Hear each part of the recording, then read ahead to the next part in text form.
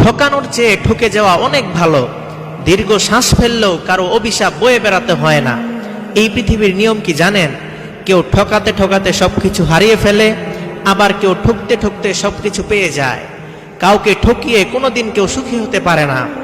আত্মার সাথে আত্মার সম্পর্ক হলে অচেনা মানুষও আত্মীয় হয়ে যায়, আর আত্মার সাথে আত্মার সম্পর্ক না হলে চেনা মানুষও অচেনা হয়ে যায়।